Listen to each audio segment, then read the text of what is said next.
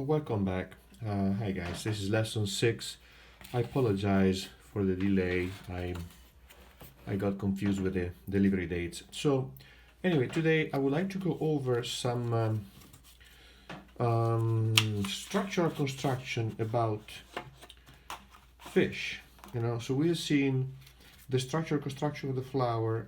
Now let's look at the structural aspect of the scales of a fish. I'm going to show you how to do it, and then you don't necessarily have to draw it like this. You just have to know what the pattern of the scales is. So let me show you the stages. We go through the various stages to create the scale. So when you draw a fish, for example, and keep in mind this could also be the pattern or a method you use for scales for a snake or a lizard, not just a fish, right? So this is a male salmon. You can see the male salmon from the in the spawning period with the hooked mouth, and which is the female. I also have the female here.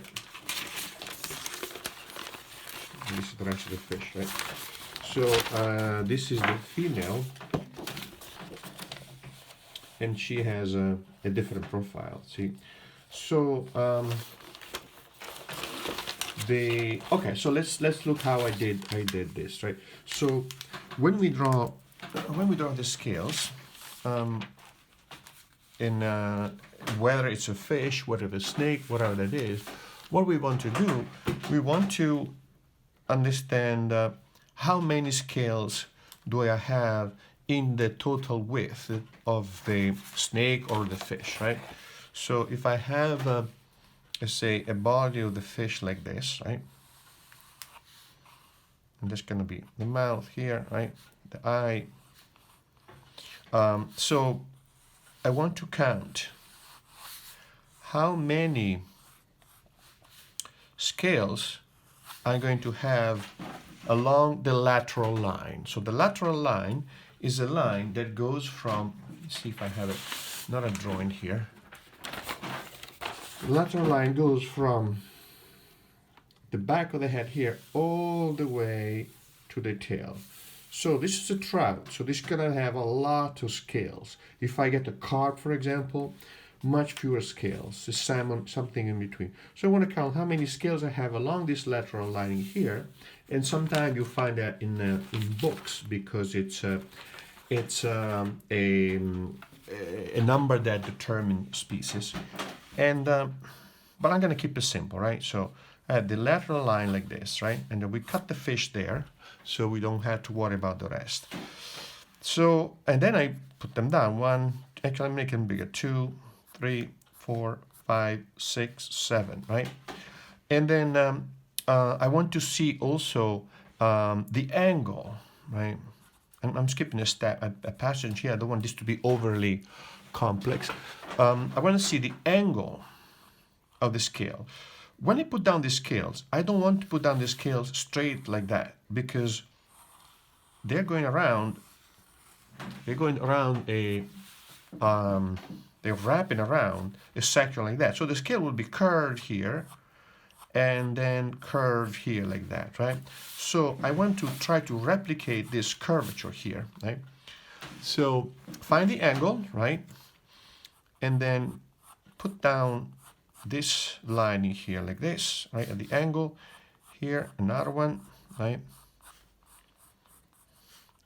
And another one. Another one. Scale getting bigger because the size of the scale will change depending where they are in the fish, right? So typically in the belly they are smaller, up here are smaller, these here are bigger.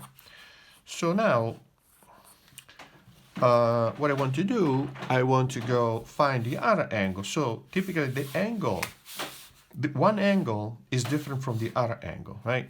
So these tend to be steeper. These tend to be a little bit lower. So now I do the same thing the other way, finding the angle, right? And then examining the angle of my subject, and then equally creating this wrapping around the foam like that, right? Like this.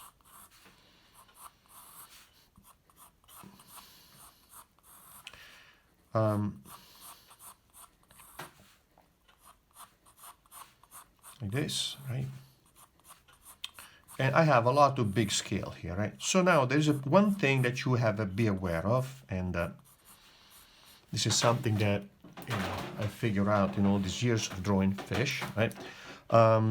Is that the scales here are going to be smaller, and here are going to be smaller, and here are going to be bigger. So what my approach to it is this: that as I approach the bottom here, I subdivide the scales in here, here. I divide the row of scales here, and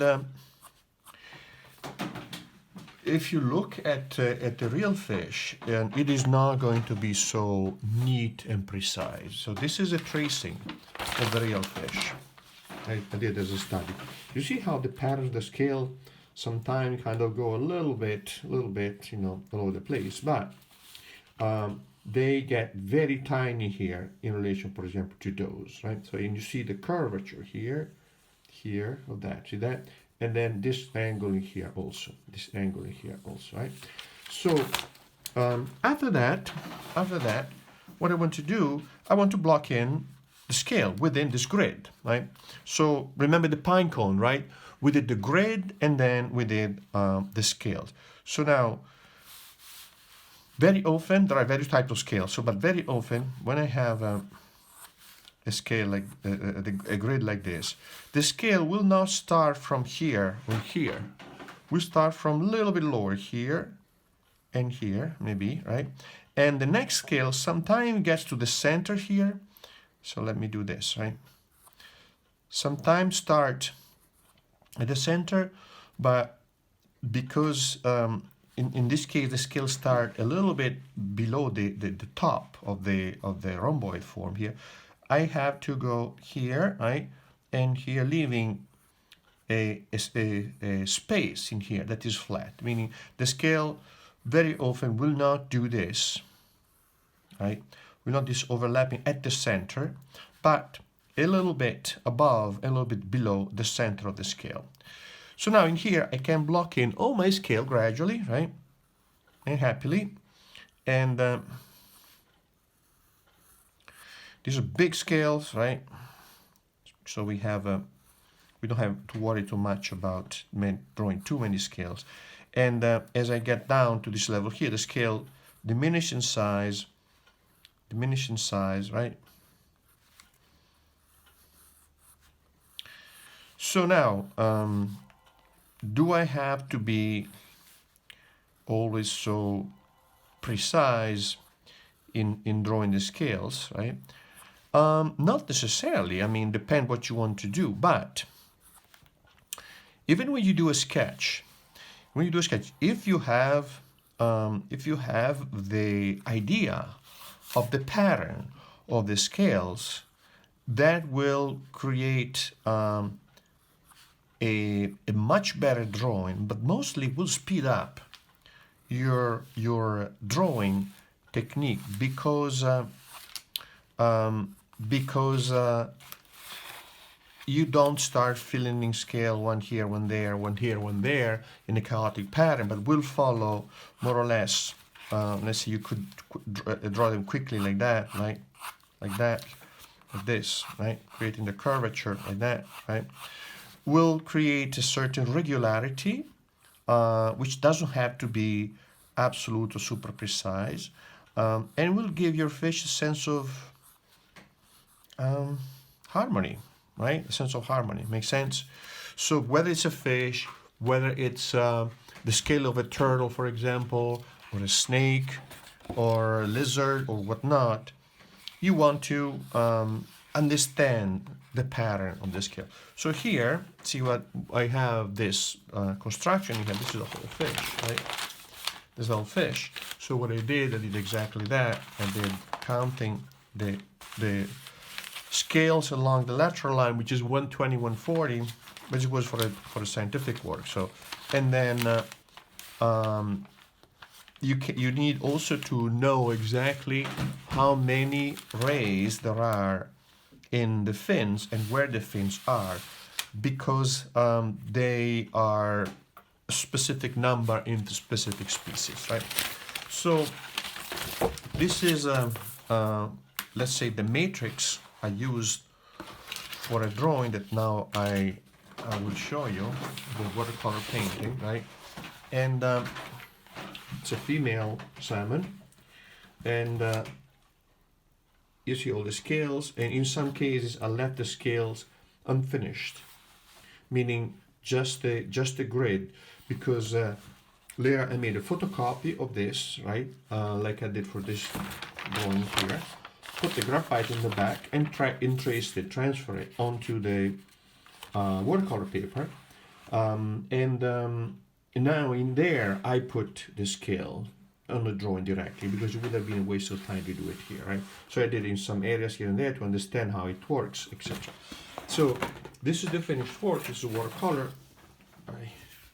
And it's a salmon I bought. Oh, look at the light from the. I bought it at the market, right?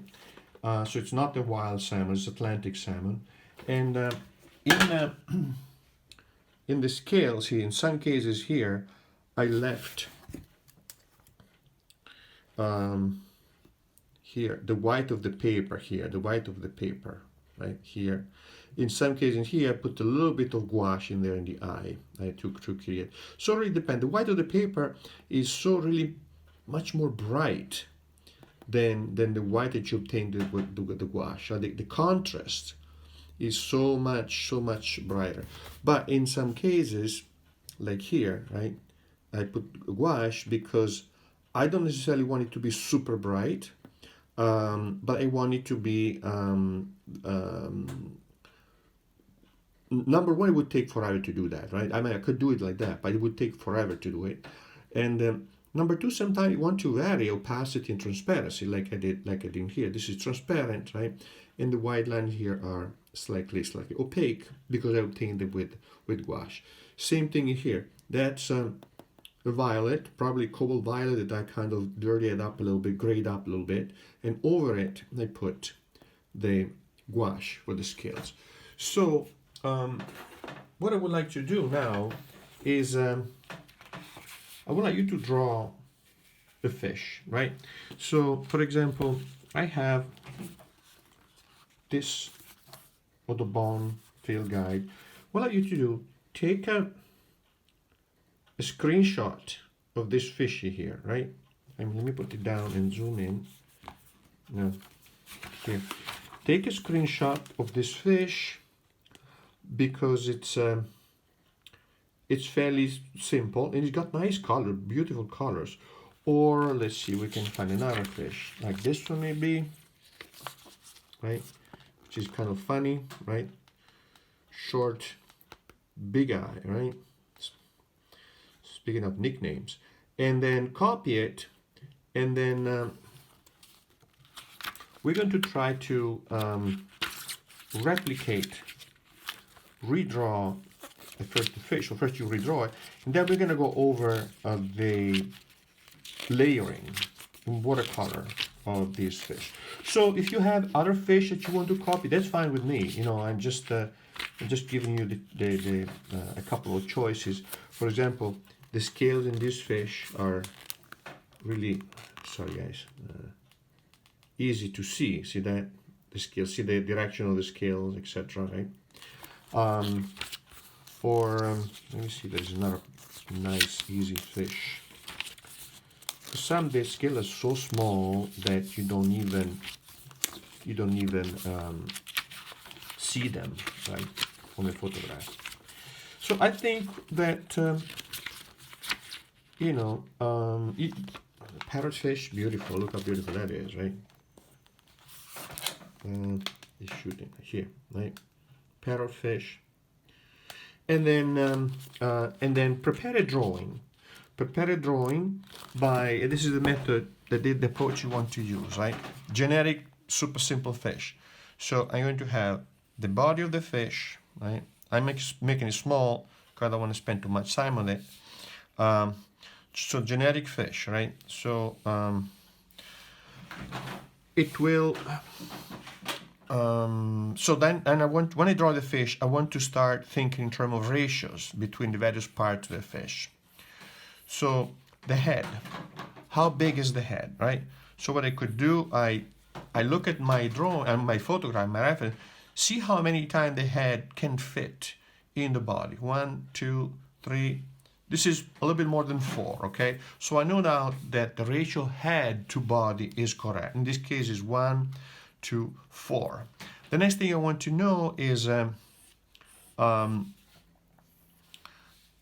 position of the fins, right? So if the fin, I want to see if the fin is flat like this or if it's cut like this, right? There are various types of fins like this, in the tail, for example, here. So look at the fin.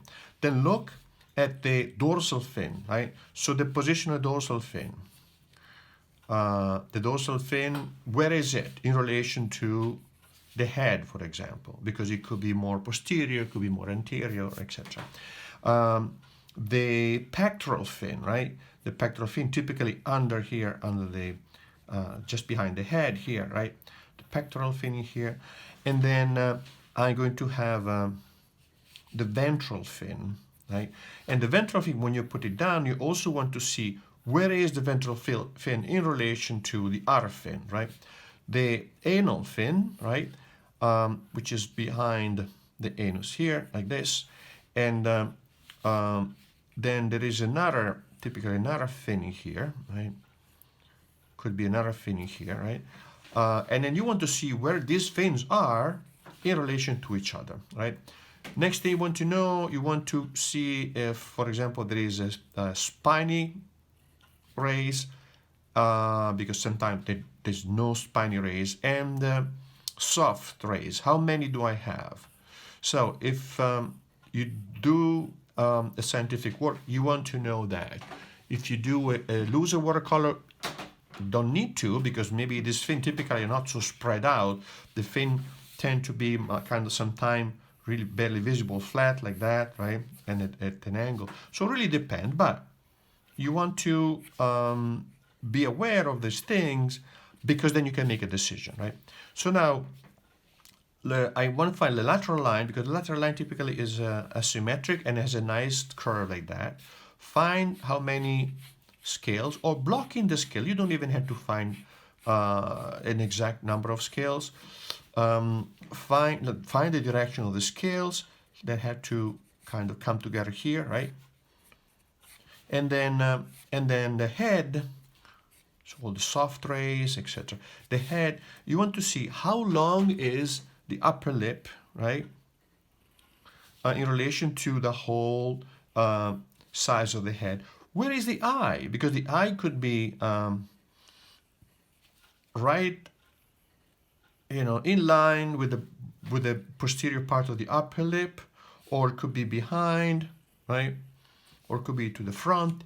Whatever that is, you want to relate these measurement like this. Right? Relating these features of the fish is, or any other animal, right, or human, is really fundamental in trying to figure out the proportional relationship and characteristic of your subject. So it's not just about being picky and super precise.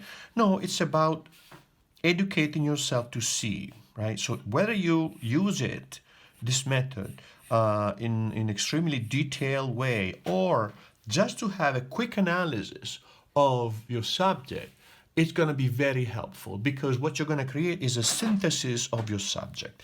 So now the mouth in here could be, the jaw could be protruding in relation to the upper lip, or it could be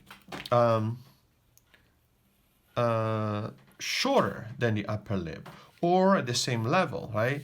Or it could be a bottom feeder like that, right? In which case the mouth will be directed toward the bottom, and typically the bottom feeder have barbs like that, okay? So draw a fish like this. You can copy it from whatever source you want. You can even go to the market. So these fish that I showed you, I copied from fish I bought at the market, but then I had to put ice, put them in a bed of ice, and after 3 days, people were walking in my studio, and I said, "What's this smell?" Right? So you could do that. If you do that, put them on a bed of ice, copy them, and just to study the structure, and then take pictures. Because later you're going to need, because the color will change as the fish decays. So you want to take a picture when the fish is fresh, and then copy it from life, and then eventually use the pictures. So another thing you could do is before you start painting, you want to study the characteristics of the fish. So in this case in here, I had these quick watercolors that I did just for that, just to study the color patterns of the fish. This one here, this is the male salmon. The color of the male salmon is different in spawning when it has this level here, because what they do, so let's say this is fresh from the ocean, and it's still blue, right? Because the ocean is, the water of the ocean is very blue, so they need to be somehow mimetized. And as they move into the river, gradually they change the color, because they have the moss on the bottom is greenish yellowish. So seen from above, if you have a blue fish on a yellow background, hey, you know, that natural selection for you, right? So but you do sketches like that. You could do quick sketches like that, study them, and you could also, when you study these animals, you could also do. Actually, I could draw it here, right? You could also use inks. So you could use these inks in here, Luma colors. You could use this is my walnut ink. I make it because I have so many walnuts. But the idea is that you want to get the brush. Maybe study the light, right? So, oh wow, this is really, oh. All right, let's use a different color. So it's gonna be red, like that's fine. I haven't used them in a long time, I guess. Right? So you want to kind of try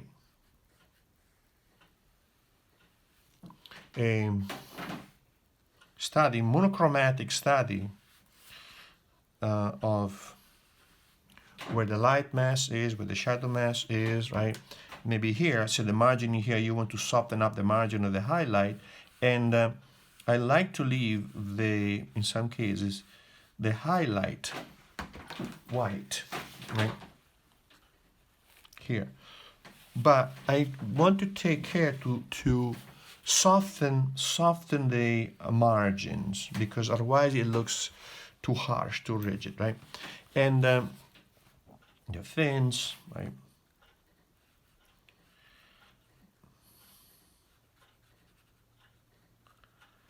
Depending what color they are, etc. Right?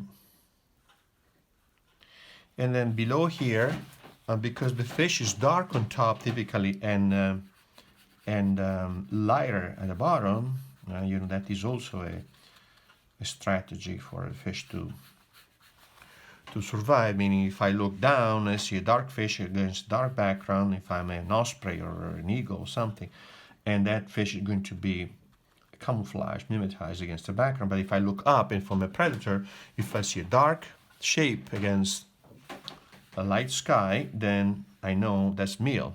So the bottom tend to be reflective and silvery and white, because that way it will not project a dark outline against the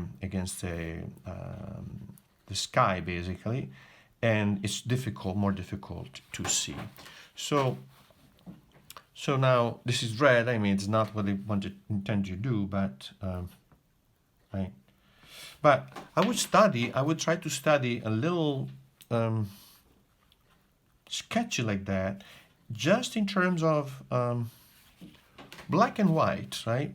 Or in this case, red and white, and keep it very, very simple, so very essential, right?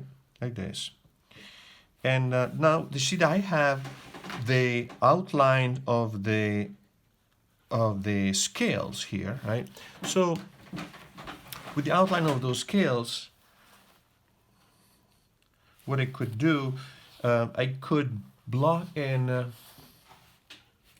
at the core, the center of the scale, there's a little bit of a darker area sometime, or there are little dots and marks in the fish and whatnot, and I try to identify them, block them in, and eventually with the very thin and sharp brush, I can go back and draw precise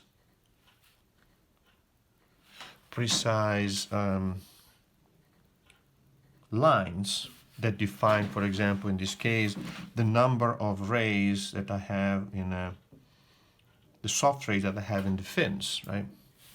So I'm sure there is some red fish like this somewhere in nature, but it was not my intention to do a fish red like that. So now in here, I wait until this is dry, right? And then I can go back and create a little bit of the scales, right? They don't even have to be super precise. Maybe I need hints of the scales. And even if I don't put them all, I know that I don't paint them all. I know that they're going to be oriented properly in the right way. And eventually, when I'm done with this, the advantage of these inks, as I mentioned earlier on, they were made for map makers, right? So you can, so very transparent, very bright, very clear, and eventually you can erase the pencil. Oh, wait, sorry. You can erase the pencil, and even if there's paint on top of it, the pencil is gone. So do this. Let's prepare a drawing, right? Following of a fish, following the instruction that I showed you how to prepare the scale, etc. And then prepare a quick sketch, a quick study. I'll really have to open this thing, right? Of the fish in black and white, so that you can see where the highlights are, the number of scales, where the soft ray, etc., without worrying too much about color. And then we're gonna start working on a color fish. Okay.